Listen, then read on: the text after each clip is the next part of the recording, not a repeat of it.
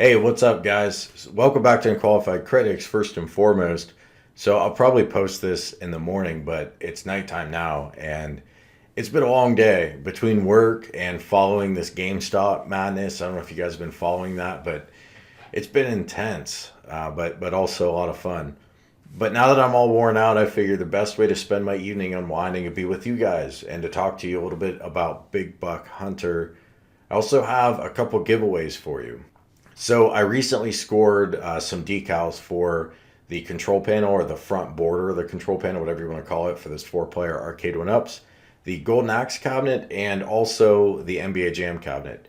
And I have two extras, and I'm putting them up for free. So if you want to win either of those, enter. I'll put a giveaway link below. So that's available.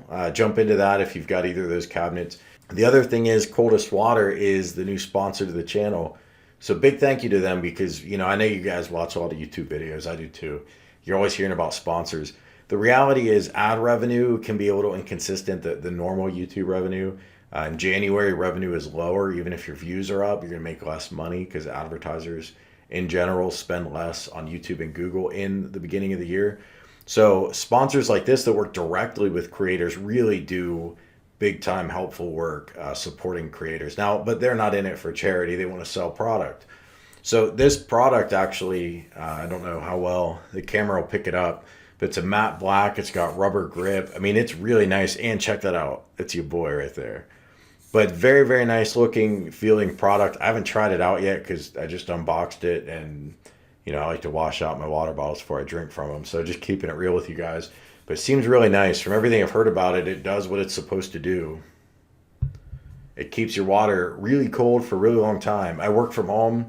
I sit back here in my office, drink water all day, normally out of a normal drinking glass. I'm getting up and down a lot. So this is my upgrade. If you're interested in buying one, I've got a 10% off coupon. It's UC10. Link is below. And there's also a giveaway for this, so enter to win that too, and you get one completely free. So I want to talk to you a little bit about Big Buck Hunter. There's been a lot going on this week with this new board that gets the LVDS signal or LVDS cable transferred to an HDMI that actually works with Arcade1ups. We'll talk about that a little bit, but I've done a couple things on my cabinet to try to improve it without really dramatically altering the cabinet. And as far as I see it, there are three primary issues with the Buck Hunter cab from Arcade1up.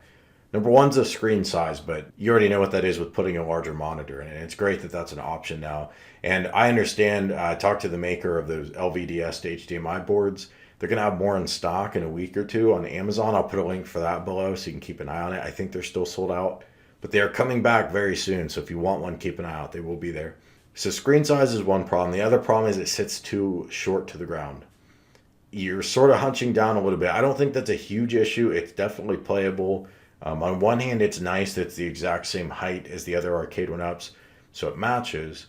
But on the other hand, it really should be taller. They should have used that Star Wars riser level of height, and they didn't. And then the third issue is how the rifles actually sit in the cabinet, which might sound weird. If you don't have this cabinet, you might be thinking, who cares about that? Well, the problem is when you pull the light gun in and out, you're not putting it down into a sleeve. You're actually putting it into a little opening that's like a couple inches long sleeve, and it's got edges around it. So you pull the light gun out and you can bang it around. Well, on the very tip of the light gun is a webcam, and that webcam is the sensor for the light gun. So I'm worried that that'll get damaged, and I actually think mine have now been damaged.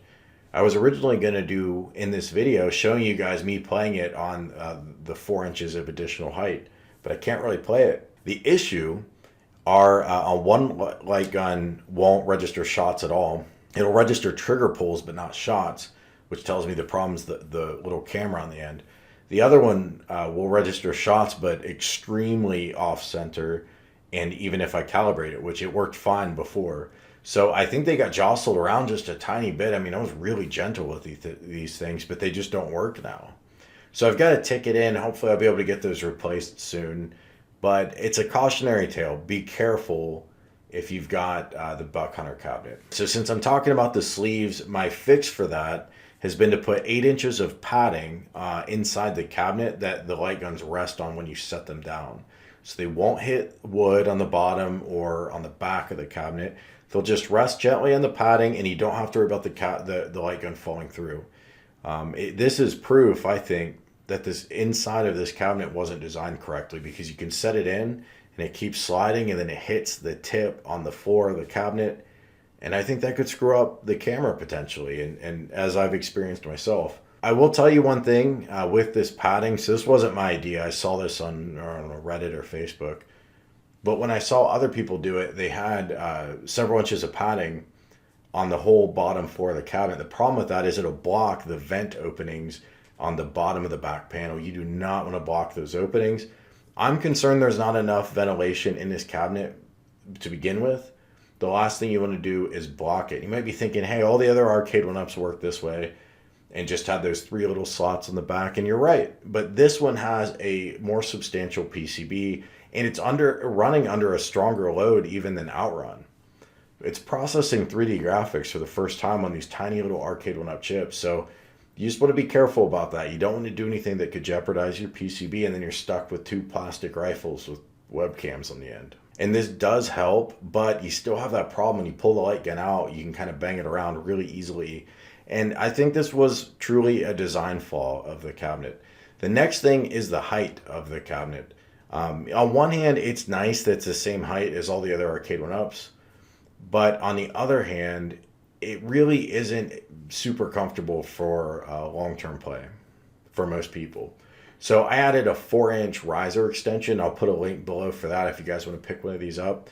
And it helped. Now, did I get to play it with the 4-inch riser extension? No, because by then my light guns were all screwed up. But I stood there for a few minutes. I simulated play. It was immediately noticeable. I don't think the cabinet looks as good with this extension. It's just a black ring around your cabinet. But I'll tell you, you really don't notice it that much. It just kind of fades into the background. It's near the bottom. You're not going to be looking there that much anyway. So I think it looks okay. It's not great. It would certainly benefit from some decals. But by the same token, if you're just trying to make this a better playing cabinet, then you're in luck. This is going to be a good solution for you. I think these are $20 on eBay. And then finally, that screen size. So we found out recently, Cool Toy happened upon the newest LVDS to HDMI board actually works with Arcade1ups.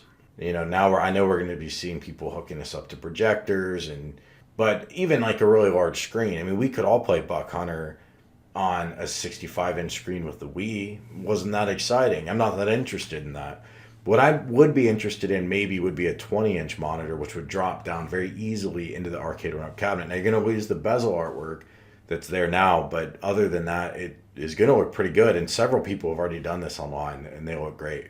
So I'm considering if I want to do that, or if I want to stop here with the extra 4-inch height, a little bit of padding in the cabinet. Not really sure, but the bottom line is there are some pretty substantial design flaws. I still stand by my original review that the Buck cabinet is a very nice product, and I do recommend it. But these design flaws are significant. The fact that my light guns aren't working quite right already, and I've probably only played it for, I don't know, probably not 5 hours, 3 hours maybe total. It's a little disappointing. It concerns me for the future. You know, what about when this cabinet's out of warranty? Is this really going to be working a year from now? I'm not sure. You know, maybe my issue's a one-off, maybe not. I don't know. I'd be curious to hear from you guys if you have this cabinet, if you had problems with the light guns yet. Because I'll tell you, I've been really gentle on mine, and I'm really gentle. I couldn't imagine if you had kids with this. And yeah, have I banged it up a little bit trying to pull the light gun out of the cabinet and it catches in that partial sleeve?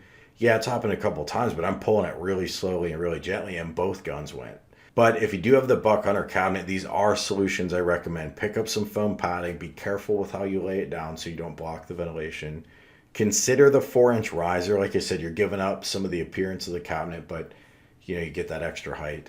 Hopefully next generation we get the Star Wars riser height, which was like 17 inches, which that's an additional 5 basically. Hopefully they fix the sleeves, and hopefully they give us a 19 or 20-inch monitor. Now I'll tell you guys, when I played this for the review, I was putting up really crappy scores and kind of blaming the monitor size. Well, I played it more, I got used to it, and I got better. So you can play fairly well with the small monitor, but at no point did I ever think, you know what, this monitor is the right size. This should have been 17. No, it should have been 19 or 20 the whole time. Am I one of these people that think it should have been 25 or something like that? No. These are miniaturized cabinets. I don't expect them to be full size, but 17 was too small.